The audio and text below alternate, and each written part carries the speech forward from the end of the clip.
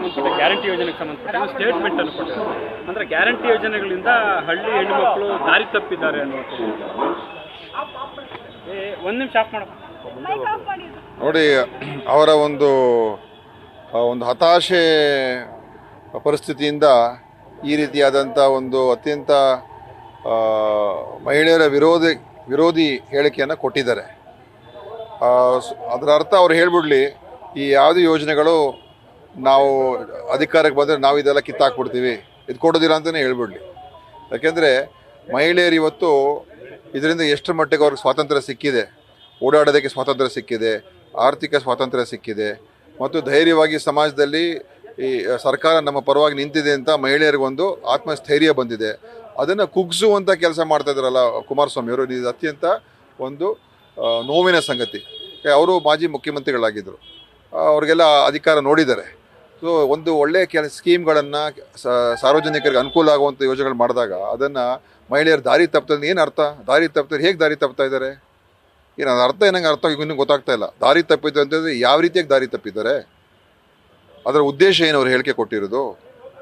So ಮಹಿಳೆಯರನ್ನ ಈ ರೀತಿಯಾಗಿ ಒಂದು ತೀಕ್ಷ್ಣವಾಗಿ ಅವ್ರ ಬಗ್ಗೆ ಮಾತಾಡ್ತಕ್ಕಂಥದ್ದು ಸರಿಯಲ್ಲ. ಅವರು ಸಮಾಜದಲ್ಲಿ ಎಲ್ಲ ಹಂತದಲ್ಲೂ ಕೂಡ ಬರಬೇಕು ಅಂತ ನಮ್ಮ ಉದ್ದೇಶ. ಎಲ್ಲ ಉದ್ಯೋಗಗಳಲ್ಲೂ ಅವರು ಕೂಡ ಅವ್ರದ್ದು ಪಾಲುಗಾರಿಕೆ ಇದೆ.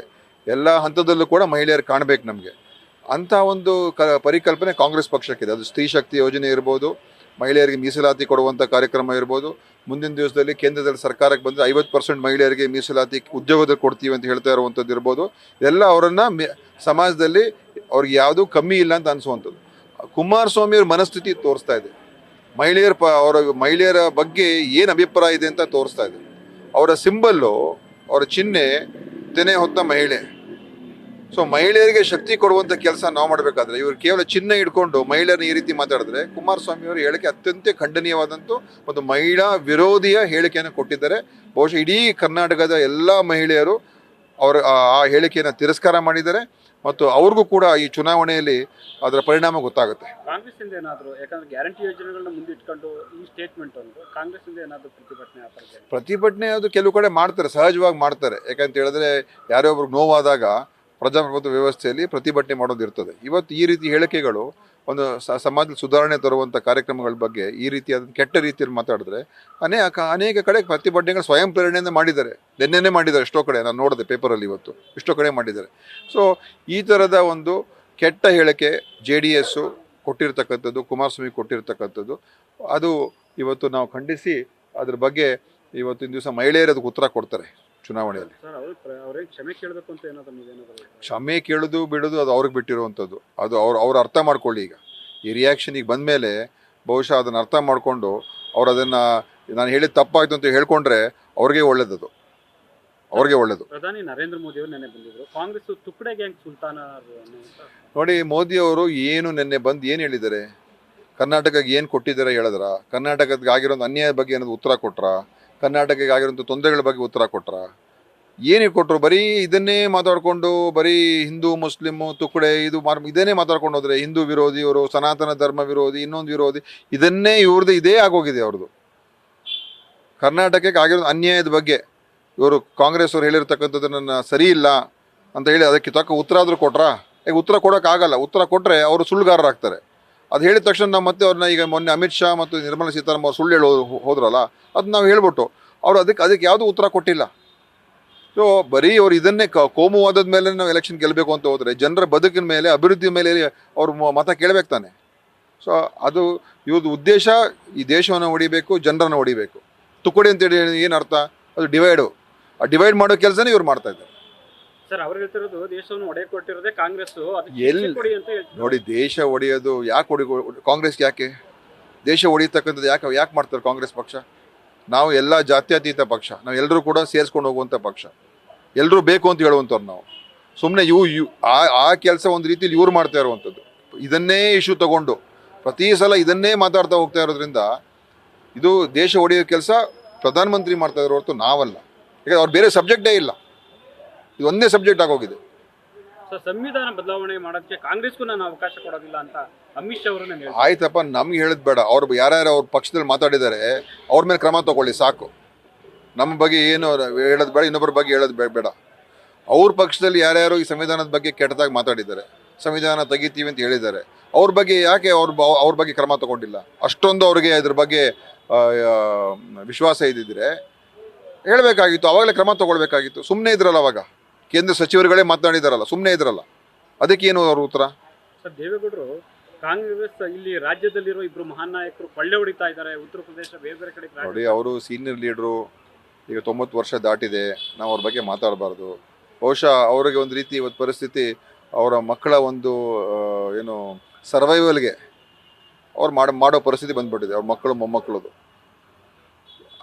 ಈ ಹಂತಕ್ಕೆ ಸನ್ಮಾನ್ಯ ದೇವೇಗೌಡರನ್ನ ಕುಮಾರಸ್ವಾಮಿ ಅವರು ಈ ಒಂದು ಮಟ್ಟಕ್ಕೆ ಅವ್ರನ್ನ ಕರ್ಕೊಂಡು ಹೋಗಬಾರ್ದಾಗಿತ್ತು.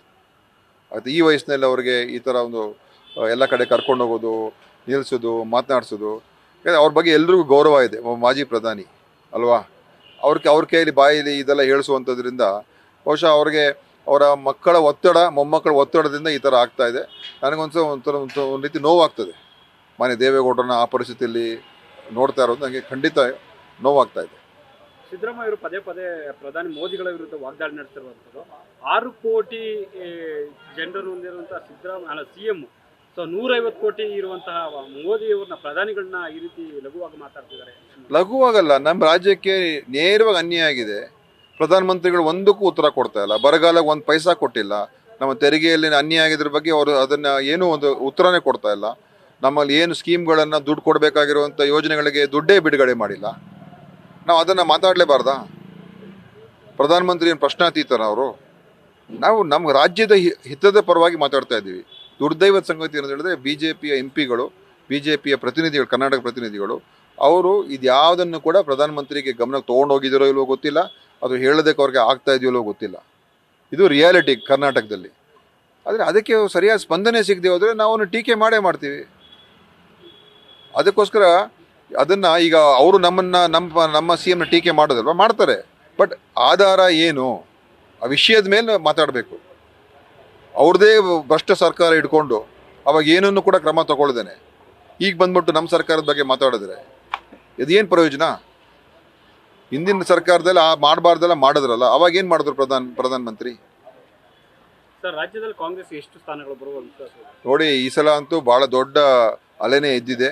ಕಾಂಗ್ರೆಸ್ಗೆ ಒಂದು ಅತ್ಯಂತ ದೊಡ್ಡ ಮಟ್ಟದಲ್ಲಿ ಕರ್ನಾಟಕದಲ್ಲಿ ಇಡೀ ಮತ್ತು ದೇಶದಲ್ಲೂ ಕೂಡ ಇವ್ರೇನು ಹೇಳ್ತಾ ಇದ್ದಾರೆ, 400 200 ಕೂಡ ದಾಟದೇ ಇರೋ ಪರಿಸ್ಥಿತಿ ಬರ್ತಾ ಇದೆ ಈಗ BJPಗೆ.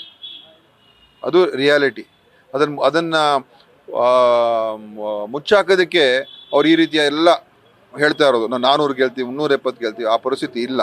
ಇವತ್ತು ಅವ್ರ ಮಾತುಗಳನ್ನು ಕೇಳಿದ್ರೆ ಗೊತ್ತಾಗ್ತದೆ. ಸೊ ಕರ್ನಾಟಕದಲ್ಲಿ ಕಾಂಗ್ರೆಸ್ಗೆ ಕನಿಷ್ಠ 25 ಸೀಟ್ ಹೊತ್ತು ಗೆಲ್ಲುವಂಥ ಅವಕಾಶ ಇದೆ. ಈಗ ಆ ಥರದ ಪರಿಸ್ಥಿತಿ ಇದೆ. ಅಚ್ಚರಿ ರಿಸಲ್ಟ್ ಬರ್ತದೆ. ದೇವೇಗೌಡರು 24 ಅಂತೂ NDA ಬಂದೇ ಬರುತ್ತೆ ಕರ್ನಾಟಕದಲ್ಲಿ. ಅವರದ್ದು ಹೇಳಲೇಬೇಕು. ಯಾಕಂದರೆ ಈಗ ಅವರ ಎಲ್ಲವನ್ನು ಕೂಡ ಈಗ ಅವರ ಒಂದು ಕಾಲ ಹತ್ರ ಹೋಗಿ ಇಟ್ಬಿಟ್ಟಿದ್ದಾರೆ. ಅವ್ರ ಪಕ್ಷವನ್ನೇ ಇವತ್ತಿನ ದಿವಸ ಮುಕ್ತಾಯ ಹಂತಕ್ಕೆ ತೊಗೊಂಡೋಗ್ಬಿಟ್ಟಿದ್ದಾರೆ ಅಲ್ವಾ. 2 ಸೀಟ್ ಕಂಟೆಸ್ಟ್, 3 ಸೀಟ್ ಕಂಟೆಸ್ಟ್ ಮಾಡ್ತಾ ಇರೋದು. ಸೊ ಮುಕ್ತಾಯ ಹಂತಕ್ಕೆ ತೊಗೊಂಡೋದ್ಮೇಲೆ ಇನ್ನು ಅಲ್ಲಿ ಸರೆಂಡರ್ ಆಗಿದ್ದಾರೆ ಅವ್ರಿಗೆ. ಸೊ ಅವರ ಈಗ ಅನಿವಾರ್ಯ, ಈಗ NDA ಬಂದರೆ JDSಗೆ ಏನೋ ಅಲ್ಪ ಸ್ವಲ್ಪ, NDA ಬರದೇ ಹೋದರೆ ಆ ಪಕ್ಷ ಮುಗೀತು ಅಂತ ಅರ್ಥ. ನ್ಯೂಸ್ ಫಸ್ಟ್, ನಿರ್ಭೀತಿಯಿಂದ ನಿಮ್ಮ ಪರವಾಗಿ.